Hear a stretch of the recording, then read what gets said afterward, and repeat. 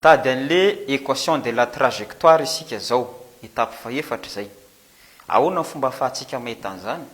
Tsy inona akory fa ny équation horaire de position suivant x suivant y no exploitentsika.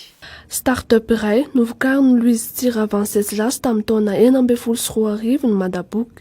Izy ity dia irony antsoina hoe tambazotra sosialy irony entina hanampiana ireo ankizy amin'ny fianarany.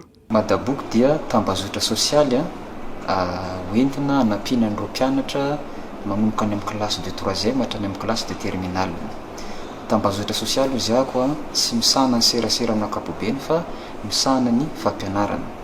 Zany hoe ny zavatra atao anatiny zany misy mpampianatra manome cours vidéo ao, cours vidéo. Zany hoe ireo zavatra tsy hay rehetrarehetra any ampianarana mitoto matière dia ho hazavaina amin'ny alalana vidéo avokoa zany.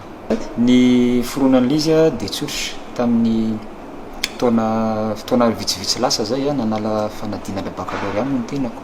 Dia sendra ny olana tsy ampy ny ataoko hoe accompagnement avy any mpampianatra dia voatery nanenjika cours particulier zay tsy nahomby tamin'izay.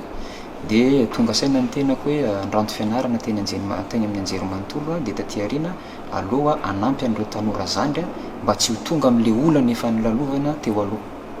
Amin'izao fotoana zao toute matière zany hoe matematika, philo zay rehetrarehetra atao manomboka amin'ny classe 3e hatrany amin'ny classe de terminale. Zany hoe ireo matière rehetrarehetra zany ao daholo avokoa. Dia misy vidéo avokoa ireo matière rehetrarehetra ireo. Fa zany hoe ny lycée moa zany tena cible anay zany hoe indrindrandrindra ireo hanala fanadinam-panjakana zany 3e sy ny terminale.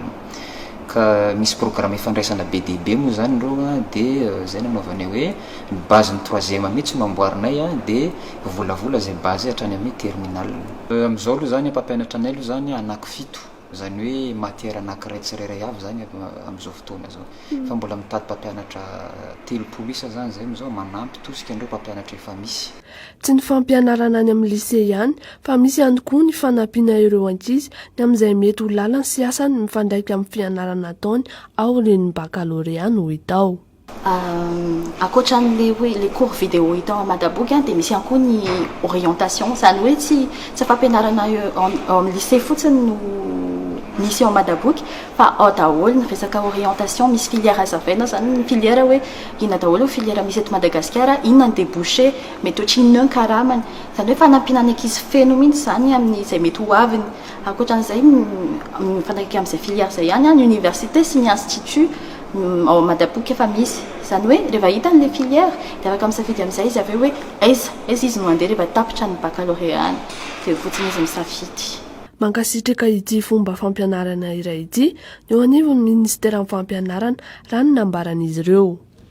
Amin'izao fotoana zao zany efa kasitra amin'ny ministère zany ireo programme ireo cours vidéo avoakanay zany satria manaraka ny programme avoaka ministère eny anivon'ny lycée zay. Dia izay koa amin'izao fotoana zao mitady mpampianatra eo amin'ny 30 isa eo manampy anay amin'izay cours vidéo izay.